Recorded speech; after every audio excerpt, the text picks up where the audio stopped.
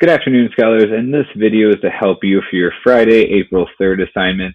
It is a close read about the golden architecture of ancient or classical Rome, whatever you want to call it.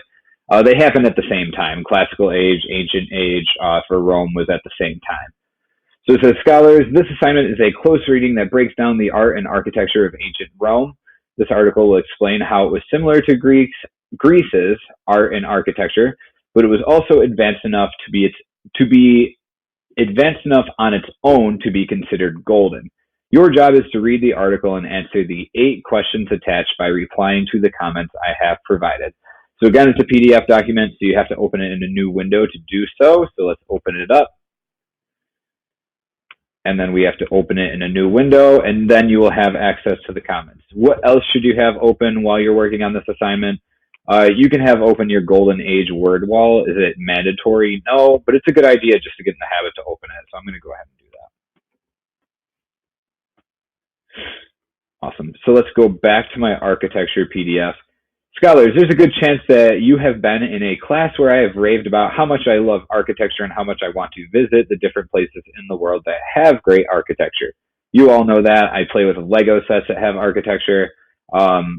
I just love architecture. I love buildings that look really nice, and I love living in New York City for part of that reason.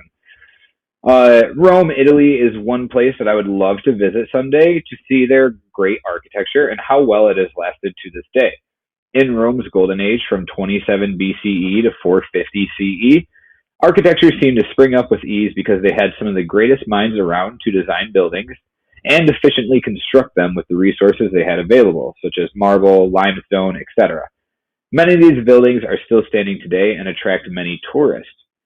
Though Rome's art and architecture was golden, it certainly was not original.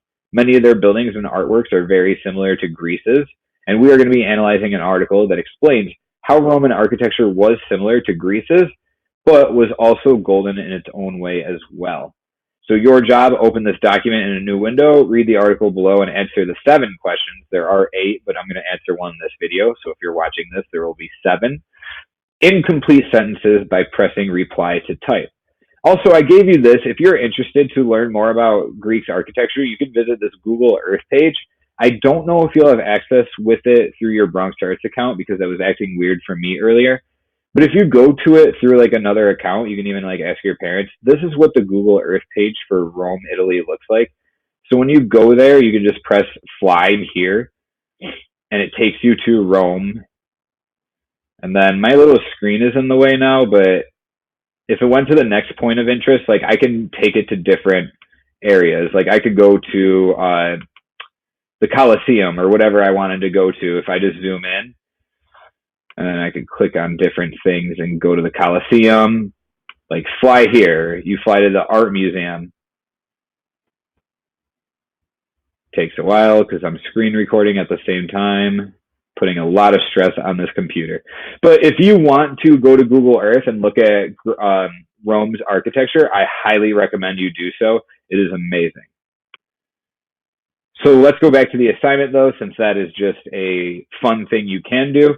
When you read this article, what you're going to do is you're going to click on these comments I have added that have questions in them, and you're going to reply to them in complete sentences.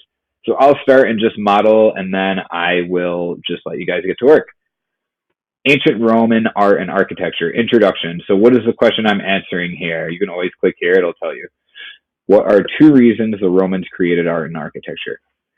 The Romans wanted their art and architecture to be useful. They planned their cities and built bridges, aqueducts, public baths and marketplace, apartment houses, and harbors. When a Roman official ordered a sculpture for a public square, he wanted it to tell future generations of the greatness of Rome. Although the practical uses of art were distinctly Roman, the art forms themselves were influenced by the ancient Greeks and Etruscans. In late 600s BCE, the most powerful people in Italy were the Etruscans, who came from Asia Minor and settled in Tuscany, an area north of Rome. Although the Etruscans imported Greek styles of art, they achieved much by themselves. They developed a very realistic type of portrait sculpture. They were also the first to introduce the use of the stone arch into architecture. Hopefully you cannot hear that siren outside right now. But let's answer this question. What were the two reasons the Romans created art and architecture? The Romans created art to make the lives of their people easier. That's one reason, right? You can even type that out in one sentence and press reply. Wait, Mr. Design, it didn't say that there. It didn't say that it made their lives easier. No, you're right. But it did say they built bridges and aqueducts and public baths and marketplaces and apartments. And so I'm making that inference that they built their architecture to make life easier for their citizens. Why else do they make art and architecture? He wanted to tell future generations of the greatness of Rome. I can also reply to that and write Roman architecture was made to tell the story of Rome to later generations. Easy peasy. So I answered it in complete sentences. I gave a thoughtful response. I will get full credit there. So you have more questions to answer. And again, as you go, make sure you're clicking to see what the questions are. So click on where the highlight is and you'll see what the question is. In what ways was the art and architecture of ancient Rome connected to ancient Greece? That answer is in this paragraph here, and that's why I highlighted there. So follow along and make sure you are doing that. You're clicking where the highlights are to answer the question. I am going to read the rest of the article, but at this time, if you don't need to watch the rest of this video and you think you know how to read the rest of the article on your own, you can certainly do that. But there is some tough vocab in here, so I'm going to continue reading this article. I will end the video afterwards. Architecture. The Romans put the lessons of the Etruscans to practical use. The baths and arenas are tributes to the skill of Rome's great builders. Because of the use of the arch, the Romans could build on a greater scale than the Greeks, who used the post and lintel, which was a beam supported by two columns. The arch can support much more weight than the post and lintel.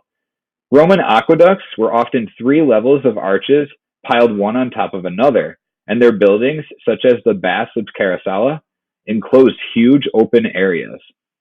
In the 1st century BCE, the Romans developed the use of concrete. It could be poured into any shape for arches, vaults, or domes. Concrete enabled architects to build structures of immense size. One such gigantic construction was the Temple of Fortune at Praeneste, built by the ruler Sulla about 80 BCE. The architect used concrete to support terraces and to build what was in effect a skyscraper. To build their open-air theaters, the Greeks had scooped out the sides of hills, using the hills to support the sloping tiers of seats. But the Roman engineers used concrete to support the 3 gigantic tiers of the Colosseum, their main stadium for public entertainment. The tiers held seats for more than 45,000 spectators. Sculpture. The Romans used a great deal of sculpted decoration to embellish or to decorate their architecture. Columns were often placed on the walls of buildings as a part of the decoration. They actually supported no weight themselves. That's a lot different than Greece. In Greece, their columns supported weight. In Rome, their columns were just decoration. Many of these decorations were copied from Greek styles. In fact, many Greek forms were simply placed on the facades of Roman buildings without any practical reason for being there. In portraying their gods, the Greeks had been influenced by their ideas of form and beauty. Roman sculptors were greatly influenced by the Greeks, but the Romans showed their skill and originality in their portraits. They portrayed their emperors, generals, and senators with a degree of realism unknown to the Greeks.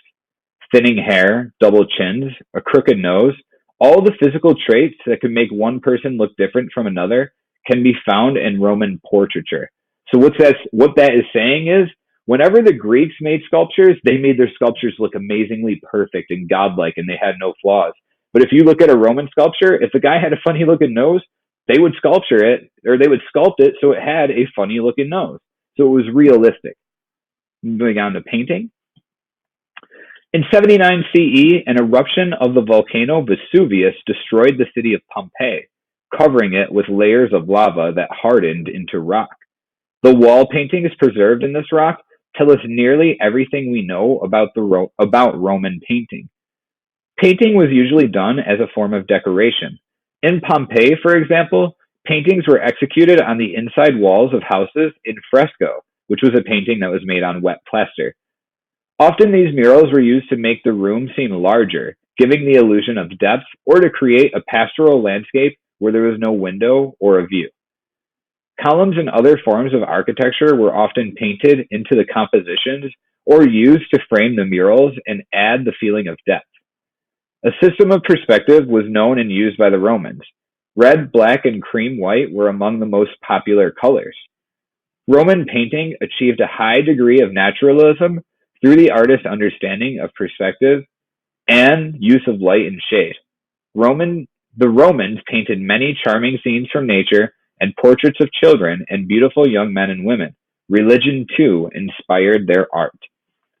So again, that's the entire article. You have to answer every single one of these questions. So click on the questions here. They will highlight the area of the article that they are about, and you will answer them. If you have any questions, make sure you email me at jbzon@bronxarts.net. Other than that, good luck on analyzing Rome's art and architecture.